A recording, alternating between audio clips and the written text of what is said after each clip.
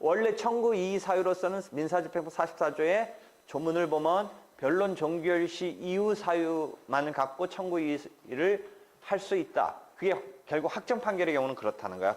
자기 주장상 뭐 말이 되든 안 되든 따져 들어가는데 그 따져 들어가는 사유 자체가 자기 주장상 변론 종결 시점 이전 사유 갖고 하는 건 안 된다는 거야.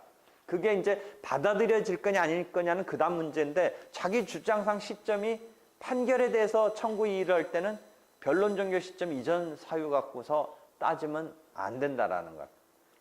응? 제일 황당한 게 그거야. 실제는 아버지가 진 빚에 대해서 자기가 상속을 받았어. 그러면 이제 그 빚을 자기가 떠맡기 싫으면 뭘 해야 된다고 우리가 배웠어? 상속을 포기하면 되잖아. 그다음에 뭐 한정승인이라는 제도도 있고. 하여튼 상속 포기를 했어. 상속 포기를 했으면 이제 벗어날 수 있는 거였잖아. 아버지 빚을 상속받으면서. 근데 그게 그 사건에서 그 아버지의 채권자가 아버지가 이제 사망했고 내가 상속받은 것을 알고 거기서는 포기한 거 여부는 처음에는 의식 못한 채 아들인 너가 갚아라라고 소송을 왔으면 내가 거기서 어떤 식으로 말을 하고 벗어날 수는 있었던 거야? 나 상속 포기했다. 그다음에 법원에 상속 포기 이제 해가지고 법원이 오케이 해준 그 서류를 내면서 증거로 내면서 나 상속 포기했으니까 빚 떠맡은 게 아니다라고 했었어야 되는데 안 하고 그냥 그때는 그냥 그것을 법원에 밝혔으면 법원이 그 다음에 그게 맞으니까 빚 갚을 필요 없다라고 해줄 판이었는데 아니었어. 안 했어. 그래서 지금 와가지고 나 그런 일 있었는데 하고 지금 와서 상속 포기 자체가 있었던 건 맞는데 그때 그런 얘기를 안 해놨기 때문에 갚아야 되는 것으로 기착이 돼서 승부가 그런 결론으로 나서 갚아야 되는 것에 대해서 지금 와가지고 따져봤자 안 된다는 거야. 이게 판결에서 그런 자기 변명을 펼칠 기회가 막 변론이라는 것을 통해서 있었었는데 그때 그런 것을 밝혔었어야 되는데 안 한 거야.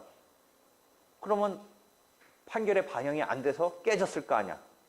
아들은 졌을 거 아니야. 갚아야 되는 거. 아버지 빚 갚아야 되는 것으로 됐을 거 아니야. 근데 지금 와서 그런 사실 갖고 뒷박치는 건 안 된다는 거야. 이해되겠어? 그게 보통 사람 같으면 뭐 혹시 이거 납득 못하겠다고 할지 모르지만 그때 소송 단계에서 재판 과정에서 변론에서 했었어야 된다라는 거죠. 그렇지 않고 이제 와서는 안 된다는 거죠. 그죠? 그런 게 있었어. 그래서 저번 때 조금 얘기해 주려고 했던 것 중에 하나가 그런 상속을 포기했는데 이 사람들이 채무자가 외국에 살고 있어서 그랬는지 그 채권자, 아버지의 채권자가 소송 들어온 것에 대해서 주소가 제대로 서류가 송달이 안 되면서 이렇게 해가지고 공시송달로 진행이 돼가지고 그 아버지가 진 빚의 채권자가 승소를 했어. 어떤 상황인지 봐봐. 공시송달로 진행이 됐어.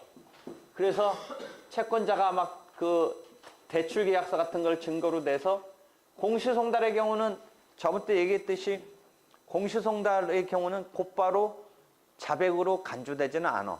그래서 증거에 의해서 대출계약서 등이 제출되면서 이 채권자가 그 아들이나 딸에게 소송을 냈던 거가 여기서 그러면 원래는 제대로 법정에 나가서 자기는 상속 포기했다라는 얘기를 했었으면 막아낼 수 있었던 건데 이 케이스에서 공시송달이 됐어. 왜냐면 뭐 5번가 외국에 살고 막 그래. 그래가지고 막 이것에 대해서 잘 연락이 안 되고 그래가지고 소송에서도 결국은 공시송달로 소송이 진행이 된 거야.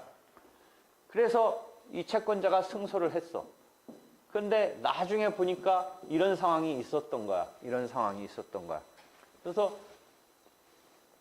나중에 이제 이런 상황이 벌어져서 이쪽이 이제 확정된 판결을 갖고 그렇게 해서 확정된 판결을 가지고 이제 강제 집행이 들어왔는데 이 강제 집행에 있어서 이제 지금 문제가 된 변호사를 선임해 가지고 그 처리를 부탁을 했는데 이때 코치를 했었어야 되냐면 앞 사건이 확정이 된 게 공시송달로 확정이 됐기 때문에 그게 제대로 변명의 기회를 부여받지 못했으니까 추후 보완 항소, 추한 항소라는 추한 상소를 해서 이거를 어떻게 해야 돼? 다시 열어야 돼. 그러니까 공시송달로 판결이 확정이 된 것을 아닌 것으로 가기 위해서 추후 보완, 추후 보완이라는 한자 뉘앙스 알겠지? 추후 보완. 항소를 못했어. 왜 못했겠어? 그때 당시는 공시송달로 되니까 이런 진행이 있는지도 사실상은 몰랐기 때문에 항소 기간도 다 그냥 흘러갔어. 그래서 확정이 된 거야. 근데 지금 와서 보니까 그런 게 있었던 거야.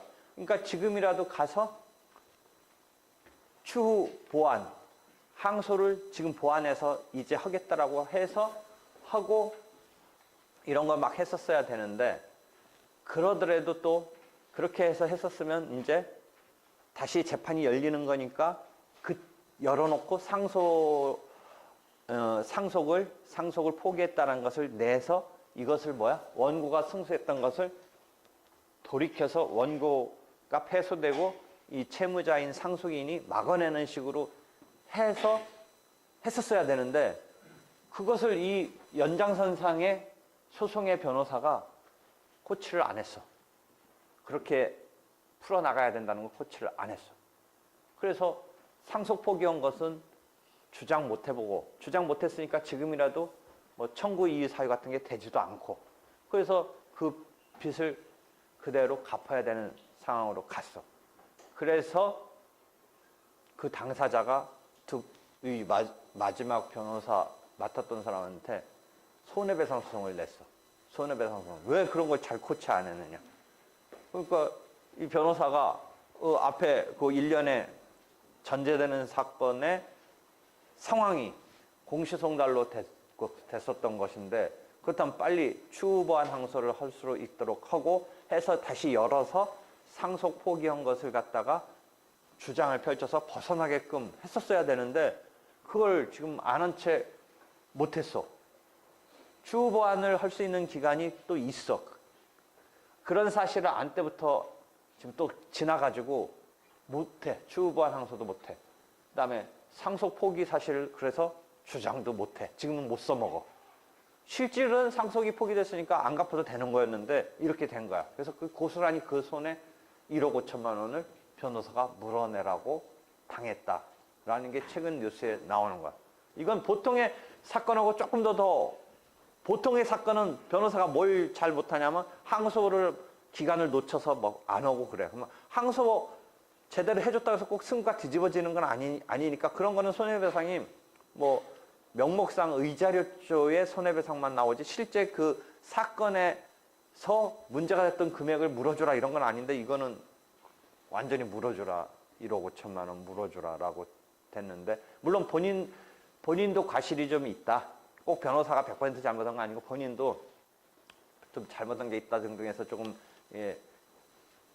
서로 간에 손해 부담 비율이 조정은 됐는데 그래도 1억 5천만 원 물어주라고 지금 이 변호사가 당했어. 근데 이 사건에서 이 상황을 잘 못 파악한 거야. 지금 어떤 상황인지 이거 이해 되게 변호사도 이건 요거를 잘 챙겨줬었어야 돼. 요게 지금 공시송달로 진행이 됐기 때문에 하필이면 공시송달로 진행되면서 웃긴 게 보통은 그냥 그렇게 다시 해봤자 승패에 큰 영향이 없어야 되는데 이때는 상속 포기한 게 있어가지고 그걸 주장했었으면 막아낼 수가 있었던 건데 그냥 확정이 되면서 상속 포기는 지금 써먹지를 못해. 지금 그게 왜 그래? 아까 말한 대로 기판력의 시적 범위에 의해서 인제는 못 써먹는 거야. 상속 포기한 게 그 판결이 나오는 와중에 있었던 사실이었기 때문에 그걸 방어로 썼었어야 되는데 방어를 했었어야 되는데 그거를 지금 안 써먹고 지금 와서 하려니까 이런 문제가 봉착하는 거야. 그제? 그럼 여러분 소장 답변서의 과제에서도 소장 중에 혹시 사망해서 뭔가 상속이 되면서 물어내야 되는 소장이 있다면 지금 답변서의 상상 속에 뭐를 써먹으면 됐겠어? 상속을 포기했다라는 게 하나 우리가 창작을 할 수가 있겠지. 만약 그런 케이스에 지금 소장했다면 누군가가 그런 소장을 만들어서 지금 올려놓은 게 있다면 무슨 말인지 알겠지?